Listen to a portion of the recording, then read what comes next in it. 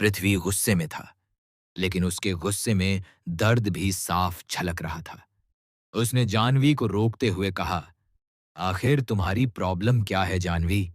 हर बार तुम मुझे ऐसे धक्का देती हो जैसे मैं कोई अजनबी हूं, जबकि मैं तुम्हारा पति हूं, तुमसे प्यार करता हूं। उसकी आवाज में शिकायत थी, लेकिन साथ ही एक सच्चा सवाल भी।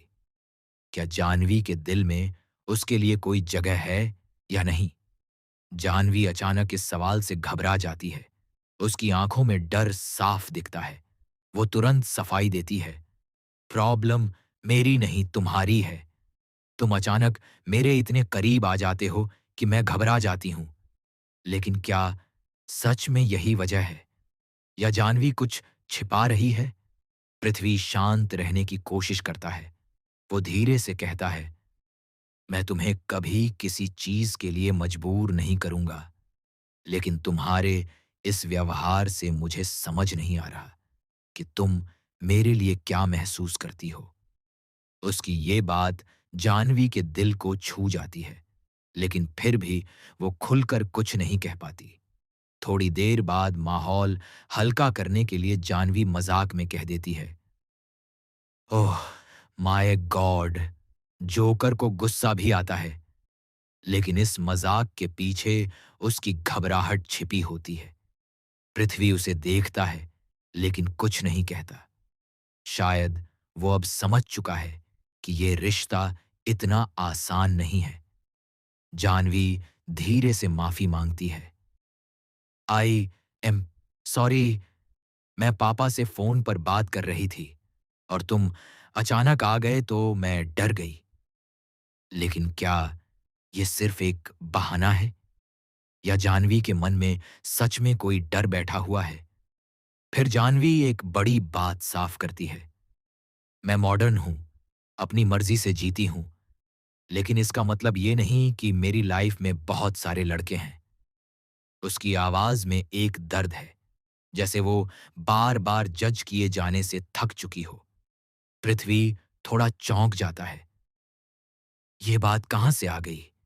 जानवी जवाब देती है, क्योंकि लोग अक्सर ऐसा ही सोचते हैं कि जो लड़की खुलकर जीती है वो सीरियस नहीं होती। इसके बाद वो एक और सच बताती है, सुहाग रात जैसी बातें मेरे लिए आसान नहीं हैं। मुझे शर्म आती है, डर लगता है। ये सुनकर पृथ्वी का गुस्सा धीरे धीरे शांत हो जाता है। अब उसे समझ आने लगता है कि जानवी का व्यवहार सिर्फ नखरा नहीं, बल्कि एक गहरी असहजता है। जानवी की आवाज कांपती है जब वो कहती है, जब भी तुम मुझे छूते हो मुझे अजीब सा लगता है, जैसे मैं तैयार ही नहीं हूं इस सब के लिए। ये सुनकर पृथ्वी पूरी तरह चुप हो जाता है। अब सवाल ये है, क्या वो जानवी को समय देगा, या ये दूरी उनके रिश्ते को और कमजोर कर देगी? इसी उलझन के साथ कहानी आगे बढ़ती है, जहां एक तरफ जानवी का डर है और दूसरी तरफ पृथ्वी का टूटा हुआ दिल। क्या ये रिश्ता समझदारी से संभल पाएगा, या गलतफहमियों में उलझकर टूट जाएगा? घर का माहौल ऊपर से जितना शांत दिख रहा था, अंदर ही अंदर उतना ही तूफानी हो चुका था। जानवी अपने विचारों में उलझी हुई थी, लेकिन अब उसे एक और बड़ी परीक्षा से गुजरना था, गृह प्रवेश की रस्म। जैसे ही वो दरवाजे पर पहुंचती है, उसके कदम खुद ब खुद रुक जाते हैं।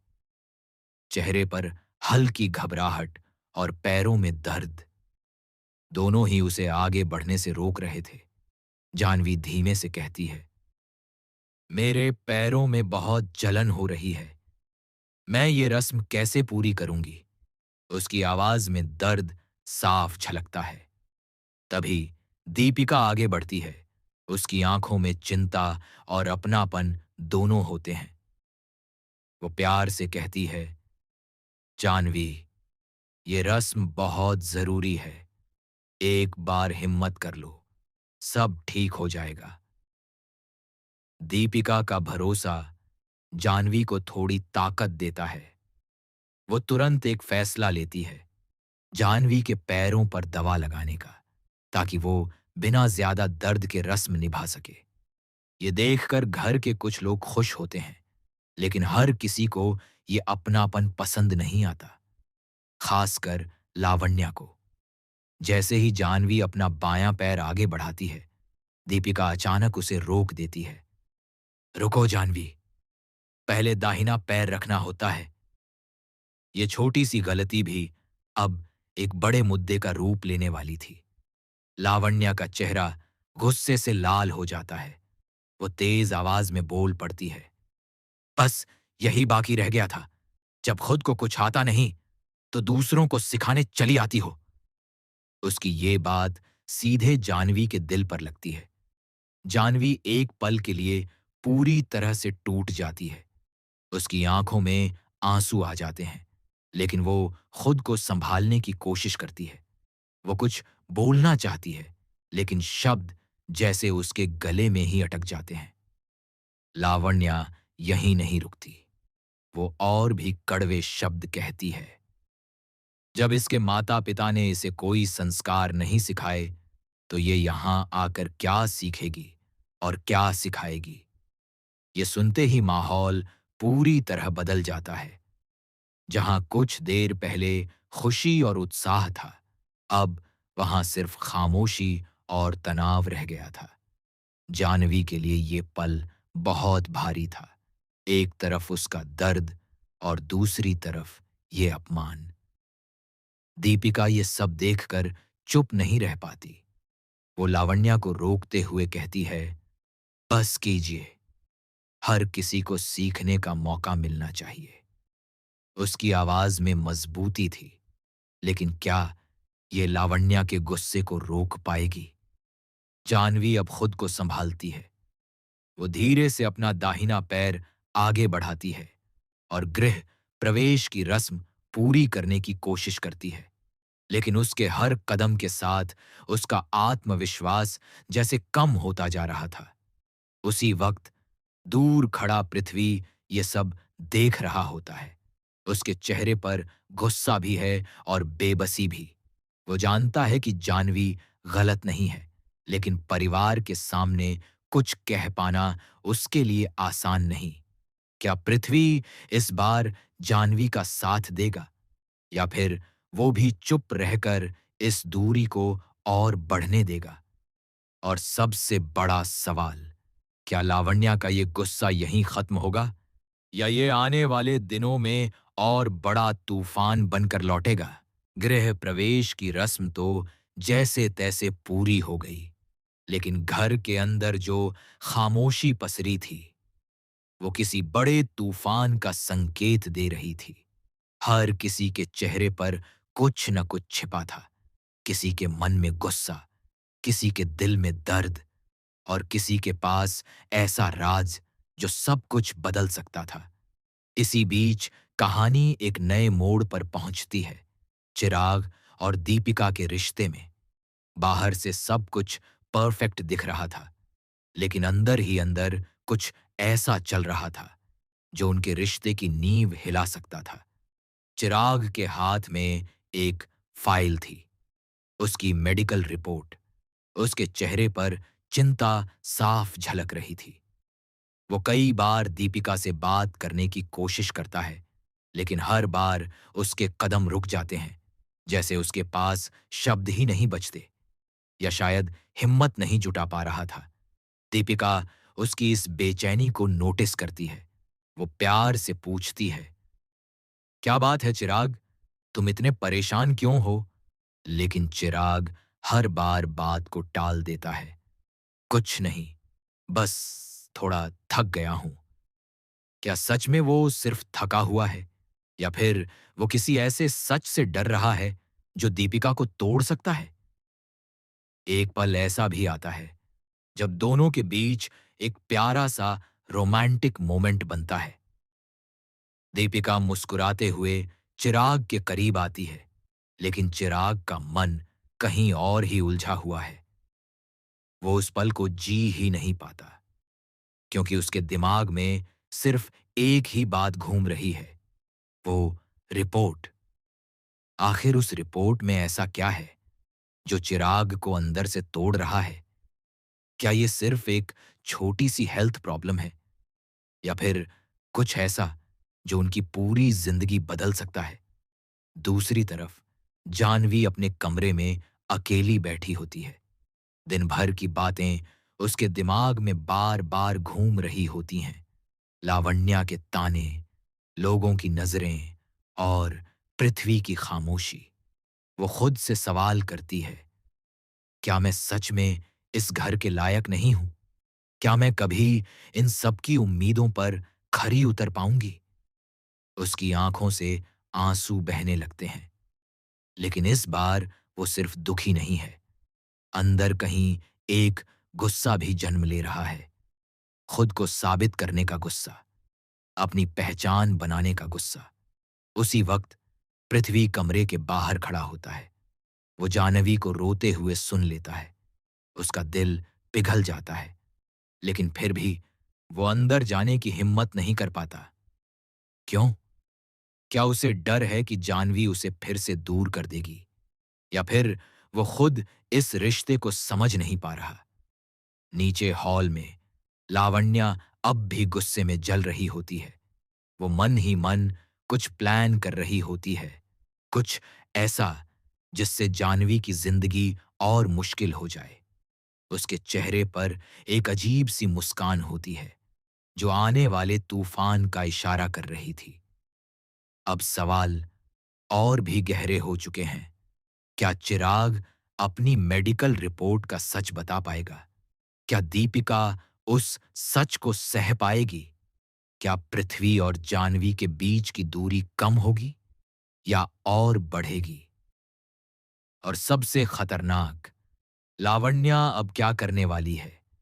कहानी अब एक ऐसे मोड़ पर खड़ी है जहां हर कदम एक नया राज खोल सकता है और हर सच एक नया दर्द दे सकता है।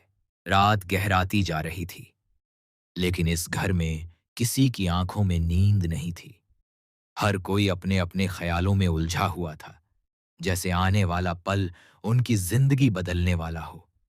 और सच में अब वक्त आ चुका था उस सच्चाई के सामने आने का, जो अब तक सिर्फ एक कागज में छिपी थी। चिराग आखिरकार हिम्मत जुटाता है। उसके हाथ कांप रहे होते हैं जब वो दीपिका के सामने वो मेडिकल रिपोर्ट रखता है। उसकी आवाज भारी हो जाती है। दीपिका, मुझे तुमसे कुछ जरूरी बात करनी है। अब और नहीं छुपा सकता। दीपिका पहले तो मुस्कुराती है, लेकिन जैसे ही वो चिराग का चेहरा देखती है, उसकी मुस्कान धीरे धीरे गायब हो जाती है। उसे एहसास हो जाता है कि बात बहुत गंभीर है। वो धीरे से रिपोर्ट उठाती है और पढ़ना शुरू करती है। हर लाइन के साथ उसके चेहरे के भाव बदलने लगते हैं। खुशी से चिंता, और फिर चिंता से डर में उसकी आंखें भर आती हैं। वो कांपती हुई आवाज में पूछती है, ये ये सब कब से चल रहा है चिराग? चिराग नजरें झुका लेता है। काफी समय से। मैं तुम्हें बताना चाहता था, लेकिन डरता था कि कहीं तुम मुझे छोड़ ना दो। दीपिका की आंखों से आंसू बहने लगते हैं, लेकिन ये आंसू सिर्फ दुख के नहीं हैं। इनमें गुस्सा भी है और टूटे हुए भरोसे की चुभन भी। वो कहती है, तुमने मुझसे इतना बड़ा सच छुपाया। क्या मैं तुम्हारे लिए इतनी पराई हूं? ये सवाल चिराग को अंदर से तोड़ देता है। वो समझाने की कोशिश करता है, लेकिन अब बहुत देर हो चुकी थी। सच सामने आ चुका था और अब उसे छुपाया नहीं जा सकता था। उधर जानवी अपने कमरे में बैठी एक बड़ा फैसला ले रही होती है। वो अब और कमजोर नहीं रहना चाहती। वो तय करती है कि अब वो हर ताने का जवाब अपने आत्मविश्वास से देगी और खुद को साबित करके रहेगी। जैसे ही वो कमरे से बाहर निकलती है, सामने पृथ्वी खड़ा होता है। दोनों की नजरें मिलती हैं और इस बार खामोशी कुछ अलग कह रही होती है। पृथ्वी धीरे से कहता है, मुझे माफ कर दो जानवी, मैं तुम्हारे साथ खड़ा नहीं हो पाया, लेकिन अब मैं सब ठीक करना चाहता हूं। जानवी कुछ पल उसे देखती है। उसके दिल में अब भी दर्द है, लेकिन कहीं न कहीं वो ये भी जानती है कि ये रिश्ता एक मौके का हकदार है। वो धीरे से कहती है, रिश्ते सिर्फ प्यार से नहीं, समझ से भी चलते हैं। अगर तुम मुझे समझने की कोशिश करोगे, तो शायद हम फिर से शुरू कर सकते हैं। ये सुनकर पृथ्वी के चेहरे पर एक हल्की सी उम्मीद नजर आती है। लेकिन क्या ये उम्मीद सच में एक नई शुरुआत बनेगी, या फिर कोई नया तूफान सब कुछ फिर से बिगाड़ देगा? नीचे हॉल में लावण्या एक नई चाल चलने के लिए तैयार खड़ी होती है। उसके हाथ में फोन होता है और उसके चेहरे पर वही खतरनाक मुस्कान। वो किसी को कॉल करती है और कहती है, अब खेल शुरू होता है। देखते हैं जानवी कितनी मजबूत है। इस एक कॉल के साथ ही कहानी एक और बड़े मोड़ की तरफ बढ़ जाती है। अब रिश्तों की असली परीक्षा शुरू हो चुकी है। प्यार बनाम डर, सच बनाम धोखा और भरोसा बनाम साजिश। क्या जानवी खुद को साबित कर पाएगी? क्या दीपिका और चिराग का रिश्ता इस सच को सह पाएगा? और सबसे बड़ा सवाल, लावण्या की अगली चाल क्या होगी? कहानी अब अपने सबसे दिलचस्प और खतरनाक मोड़ पर है, जहां हर जवाब के साथ एक नया सवाल पैदा होगा।